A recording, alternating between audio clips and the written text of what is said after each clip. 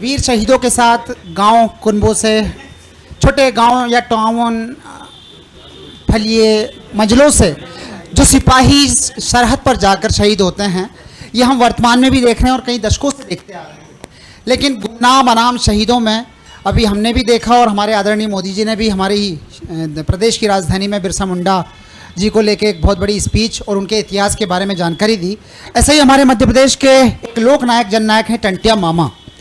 और टंटिया मामा निमाड़ आदिवासी भील समुदाय जगत का एक ऐसा हीरा है, एक ऐसा क्रांति सूर्य है, एक ऐसा लोक नायक वीर सपूत है जिसका इतिहास हमारे पुराने समय बताया नहीं गया, सुनाया नहीं गया। लेकिन वर्तमान में उनके बारे में जितनी भी प्रामाणिक बातें हैं वो जनश्रुतियों में संकलित है, पदों में है। तो कुछ निमाड़ के टंटिया के शौर्य गाथाओं के जो पद हैं वो मैं आपके सामने प्रस्तुत कर रहा हूँ।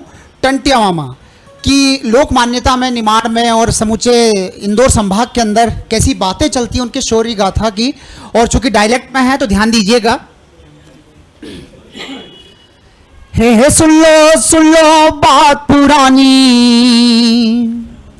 हे सुन लो बात पुरानी, सुन लो लोग लुगाई रे, टंटिया मामो खुल्लो भोजा पकड़नी पाई रे, टंटिया मामो खुल्लो खेल।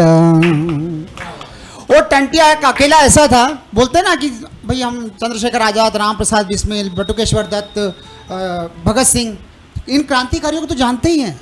लेकिन हम थोड़ा सा विश्वास करें, थोड़ा सा अपने आप में चिंतन करें कि क्या गांव फलियों से आज़ादी की चिंगारी नहीं निकली होगी और निश्चित तौर पर निकली होगी, बस इतिहास में उनका नाम दर्ज नहीं हुआ। तो ये अब दर्ज हो रहा है, ये स्वर्णिम काल चल रहा है। और हम जो कि उपस्थित हैं आज अमृतकाल के इस पुण्योत्सव में, आज़ादी के महापर्व पर, तो ये जनश्रुतियों में जो व्याप्त पद हैं आपने सुना। इसके अलावा जैसे कि एक पद है जब उनको अंग्रेजों से वो अकेला मुकाबला करते थे, कई जगह वो अकेले पूरी सेना में घुस जाते थे, तो उनके बारे में था, हो दुश्मन को पक्को दुश्मन, हो दुश्मन को पक्को दुश्मन, गरीबा को सगो भाई रे, छोरा होने को मामो लागे, बेना को सगो भाई रे, छोरा होने को मामो लागे।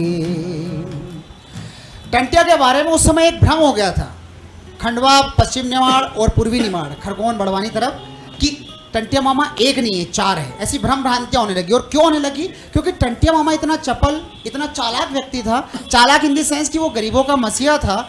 अमीरों को अंग्रेजी सरकार का लगान और जो भी गरीबों का वहाँ पर अधिग्रहण होता था, उन चीज़ों को लूट कर वो उनमें बांटता था।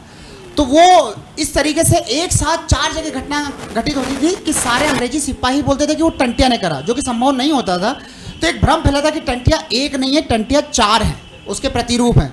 तो बाद भी जनश्रुतियों में एक पद में आती है, हो एक सरी का चार टंटिया, हो एक सरी का चार टंटिया, गोरा करे अचंबा रे, कान काटे ले नाक काटे ले, कर दे पूरा के नंगा, कान काटे ले नाक काटे ले। टंटिया मामा पर ऐसी भी बात कही जाती है लोक में कि उन पर नवा पीर बाबा और माँ काली का आशीष था। 4 दिसंबर 1889 को जब उन्हें फांसी की सज़ा दी गई, तो निमाड़ के लोग, आदिवासी जगत के लोग, उनके जन समुदाय के लोग ये बात स्वीकार करने को नहीं तैयार थे कि भला टंटिया को कोई पकड़ सकता है, क्योंकि उस पर तो माँ काली का, नवा पीर बाबा का इष्ट है, उसका कोई बाल बाका नहीं कर सकता।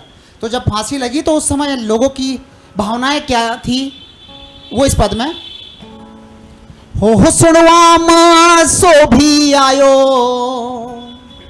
हो सुनवा माँ सो भी आयो, पकड़ायो कोई नी टंट्यो, खुद जगदम्बा प्रगट वीगी, बाजियो शंख आना घंटो, खुद जगदम्बा प्रगट वीगी। तो इस प्रकार से हमारे प्रदेश के निमाड़ के वीर सपूत, आदिवासी जन नायक, क्रांति सूर्य टंटिया मामा थे, जो निश्चित तौर पर हमारे प्रदेश, हमारे देश का गौरव है। और आज़ादी के इस अमृत काल में हम उनको भी स्मरण करें, खाजिया नायक को स्मरण करें, भीमा नायक को स्मरण करें, बिरसा मुंडा को, गुंडा धूर को, ऐसे कई लोक नायक हैं हमारे आसपास, हमारी जनपदों में। हम उनका भी कम से कम स्मरण करें और सादर श्रद्धांजलि दें। इन्हीं शब्दों के साथ जय हिंद। ऐसे ही वीडियोस को लाइक, शेयर, फॉलो और यूट्यूब को सब्सक्राइब कर बेल आइकॉन दबाना ना भूलें और ताज़ा अपडेट्स के लिए हमारी वेबसाइट swedeshlive.com पर जरूर जाएं।